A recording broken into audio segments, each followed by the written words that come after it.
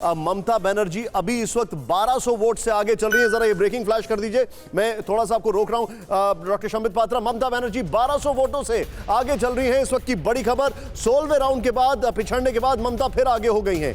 खैर, अब मैं हमारे जो और मेहमान हैं उनके पास चलूंगा। मेरे साथ सीधे मौजूद हैं जो लेफ्ट से सायरा शाह हलीम। मैम, स्वागत है आपका। पहले तो बहुत बहुत बधाई आपको केरल के लिए। लेकिन देखिए, मैं बधाई तो दूंगा आपको, ये अच्छी बात भी है, आप लोगों ने हिस्ट्री क्रिएट कर दी है। लेकिन मैं डेविल्स एडवोकेट प्ले करूंगा।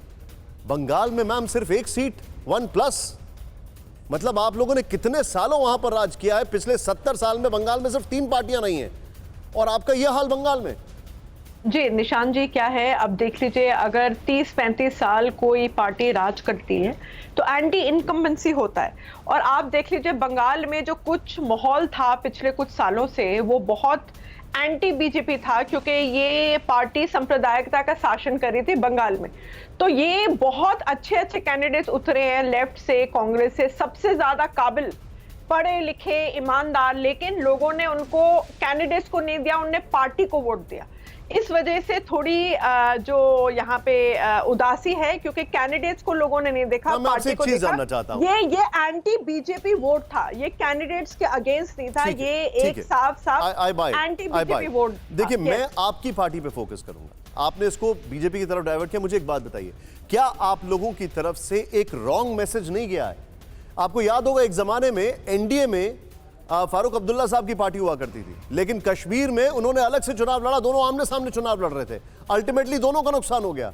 आप लोग लेफ्ट एकदम केरल में साथ साथ लड़ रहे थे और बंगाल में अलग अलग लड़ रहे थे, और हाल ये हो गया। कांग्रेस की मैं बात कर रहा हूं। नहीं, बिल्कुल ठीक फरमाया आपने। अब बंगाल में ये जो संयुक्ता मोर्चा का जो मिलाप था, वो कुछ काम नहीं किया, कुछ उसके नतीजे सामने आ रहे हैं। तो ये एक अपॉर्चुनिटी लेफ्ट को लेनी चाहिए कि एक रीकूप करे, रीस्ट्रैटेजाइज करे और देखिए आगे क्या करे।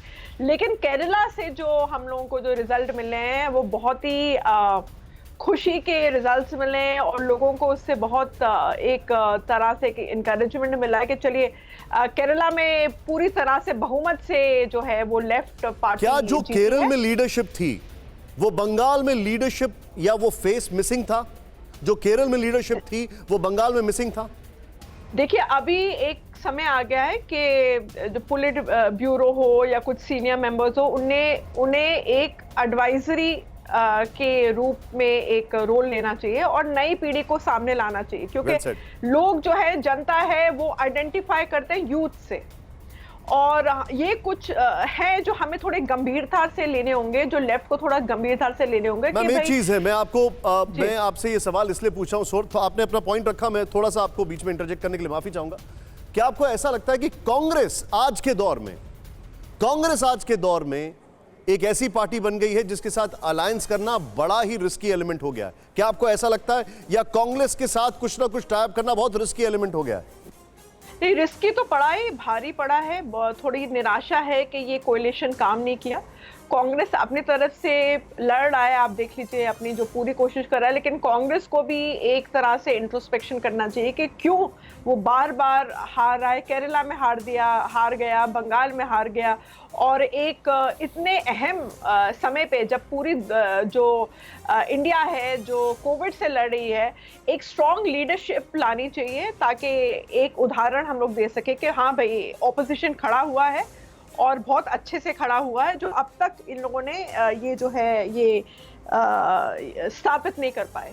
परवाह देश की, सोमवार से शुक्रवार रात 10 बजे TV9 भारतवर्ष पर।